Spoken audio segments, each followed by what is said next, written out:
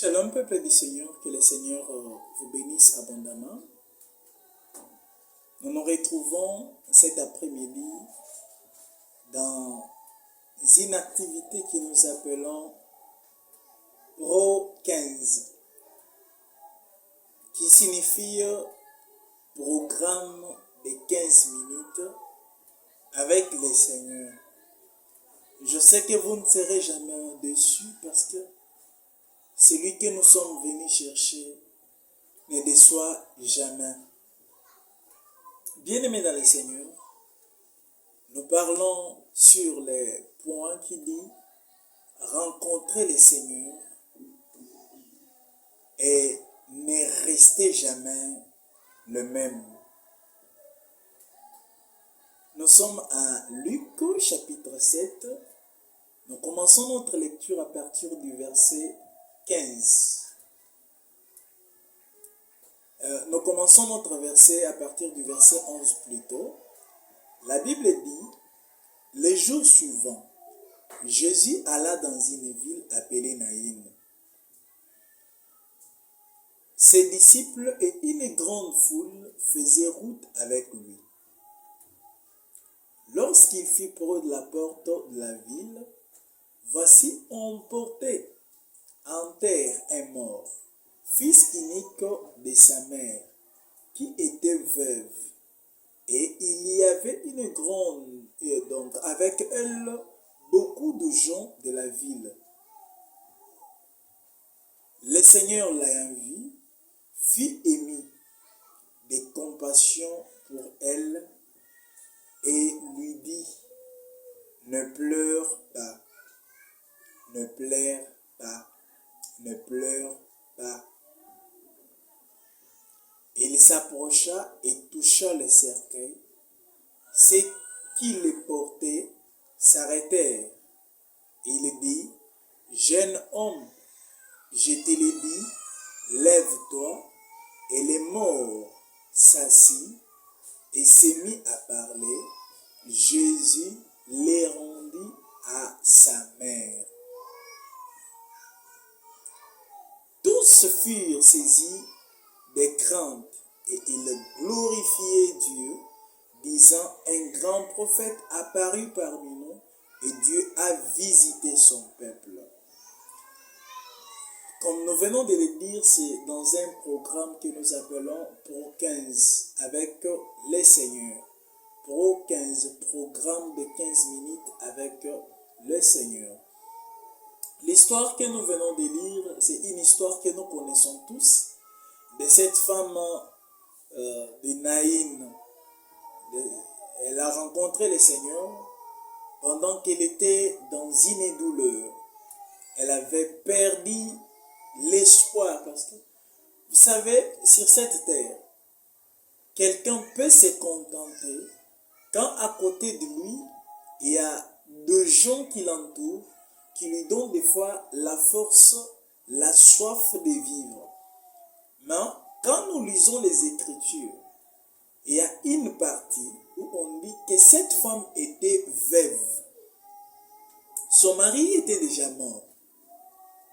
Et après, son fils aussi. Donc, il y a certaines choses qui arrivent, ça vient, et après cet événement-là, un autre événement qui arrive. Et cela peut briser le cœur, peut nous déstabiliser, peut faire de sorte que nous arrivions à perdre l'espoir, peut faire de sorte que nous arrivions à croire, des fois à comprendre que Dieu n'existe pas. Il y a ceux-là qui disent que Dieu ne nous aime pas. Il y a ceux-là qui disent nous sommes venus accompagner les gens sur cette terre. Bien-aimés dans le Seigneur, les programmes ne pas par là.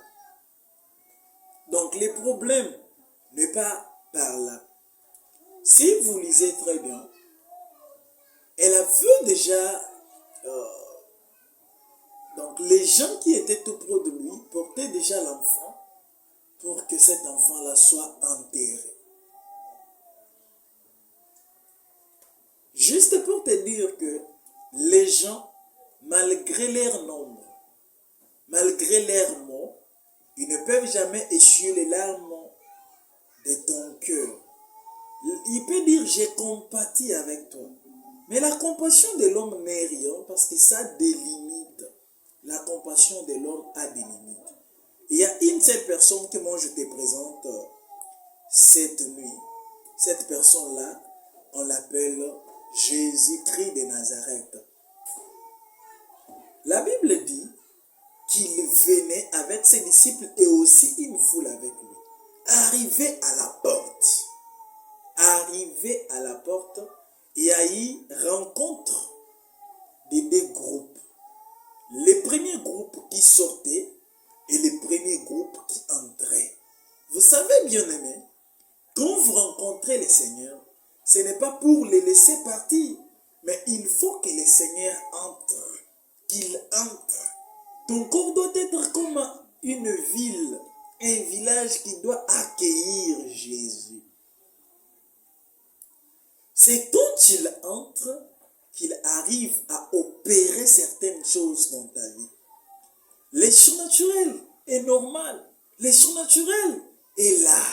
Moi, je me suis toujours posé la question de savoir. Les magiciens, les sorciers, ce sont des petits mystiques. Ils sont trop petits. Et regarde-toi qui a un grand esprit, qui a un grand Dieu.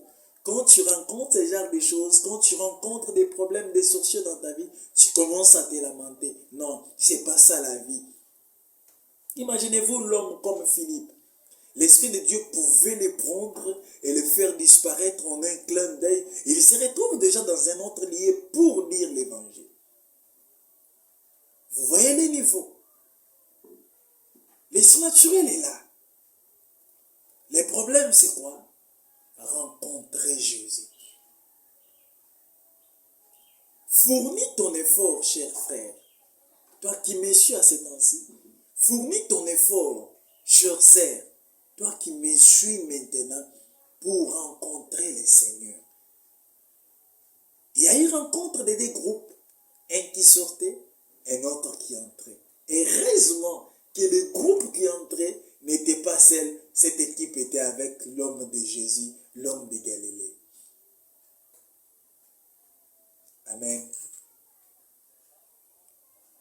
Ils sont entrés, Jésus l'ayant vu. Le fait seulement de les regarder. Eh bien aimé, nous avons un Dieu qui a compassion de ses enfants. La Bible dit, l'ayant vu, Jésus émit des compassions. Il ne s'est pas arrêté par là. Il eut compassion d'abord de la femme et aussi de la foule. C'était une plaie grave. C'était une plaie grave. C'est comme toi qui me suis à ce temps-ci. Peut-être tu as un problème, quand tu te rappelles, tu ne dors pas. Quand tu te rappelles, tu n'as pas le temps de prier. Quand tu te rappelles, tu es agité. Quand tu te rappelles, tu n'es pas à l'aise. Tu manques l'argent, tu manques les enfants, tu manques certaines choses de la vie qui font à ce que tu n'arrives pas à être à l'aise, à adorer le Seigneur normalement. Il y a quelqu'un qui a compassion de toi. Jésus a regardé la femme. Il y a compassion. La réponse que Dieu te donne à ton problème quand tu te rencontres, la première des choses, il va avoir compassion de toi. Deuxième des choses, il va te dire ne pleure pas. Parce que la personne qui pleure a peur de ses ennemis.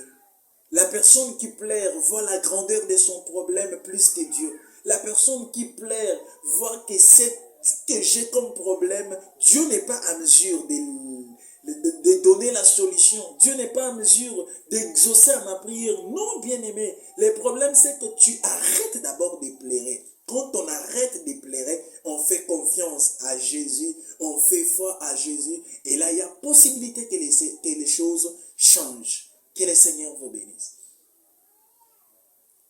Et après avoir cessé de pleurer, Jésus s'approcha. Il toucha les cercueils. Ceux qui tenaient les cercueils s'arrêtèrent. Et puis, ils descendirent les cercueils sur leurs épaules. Je déclare tous ceux qui te traînaient déjà vers la mort, vers ton échec, vers tes difficultés, pour t'enfoncer, t'enterrer. Au nom de Jésus-Christ, que Jésus te touche et qu'il s'arrête. Jésus regarda l'enfant, il dit, lève-toi, jeune homme.